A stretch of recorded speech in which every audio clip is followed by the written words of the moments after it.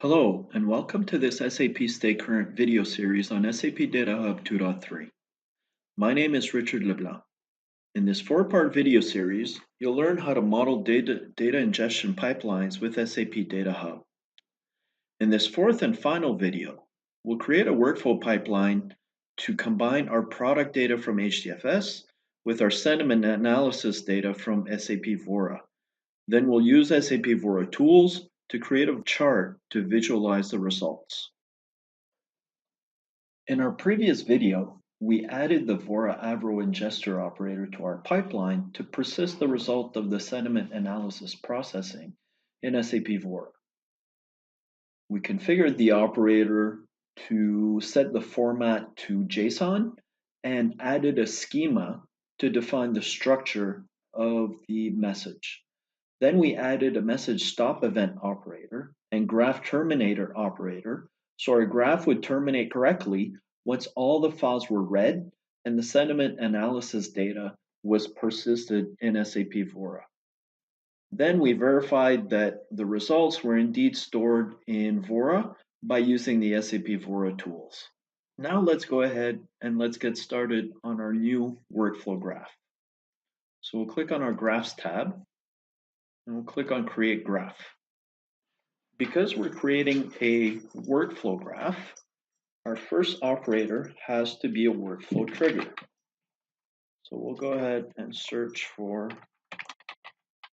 our workflow trigger operator, and we'll add that to our canvas. The next thing we'll add to our graph is a pipeline operator. This operator allows us to invoke an existing pipeline. We'll go ahead and connect our workflow trigger to our pipeline operator, and we'll go ahead and look at the configuration for this pipeline operator. The only thing we need to specify in this configuration is the graph name that we want to execute. So in our case, it's our sentiment analysis pipeline or graph. We can go ahead and close this configuration setting. The next step in our graph is to add a data transform operator. So we'll add that to our canvas and we'll connect this output operator to the input operator of the data transform. In this case, it's not actually passing data. It is simply passing along control once the execution of this pipeline operator has completed. Next, we'll configure this data transform operator by double-clicking on it.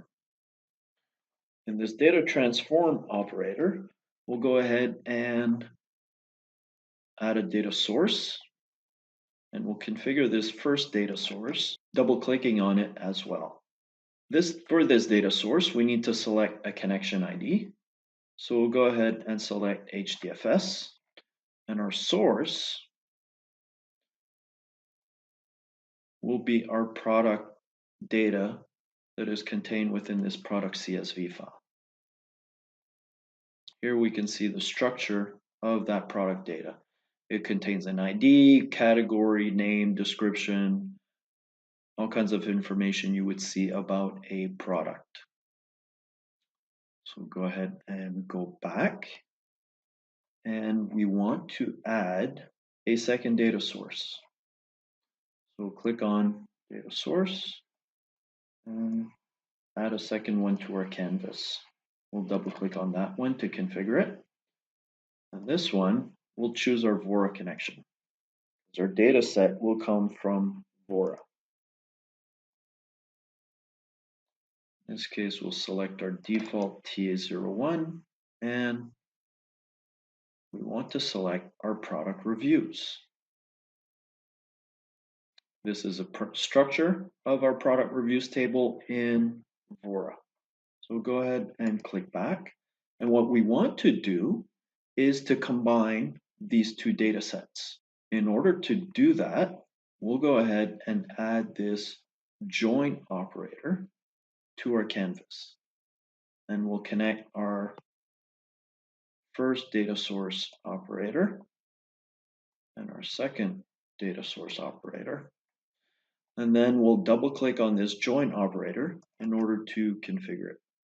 Now, the first thing I need to do is to establish my join connection.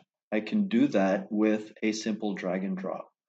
I can see here that I have an ID, which is my product ID, and I want to join that to this ID column of my second data source. Since both represent a product ID, I can go ahead and join on that. So my join condition, it's an inner join, and it'll join on the ID column. So I can go ahead and close that. Then I need to define what the output columns are going to be. For my output columns, I'm going to select the ID from my first source, and I'll select the MD5 column from my second source. I'll select the name from my first source, description from my first source, the category from my first source, the price also from my first source. Then I'll also select the text, length, polarity, and subjectivity from my second source. Now I have all my output columns configured for my join operator. I'll click on back. Now that I've combined the two data sets, I want to persist that data. So I'll go ahead and select this data target operator, and I'll go ahead and connect the join operator to the data target. Now I'll go ahead and configure this data target by double clicking on it, clicking on browse, and selecting Vora as the connection, and select the products table from my schema. Now I get a warning. Do I want to continue? Yes, I want to continue. The first thing I want to do to map these fields correctly is click on this auto map by name icon, which will map most of my fields correctly, at least those that have an exact match by name. Then I will go ahead and select these last three columns and delete them.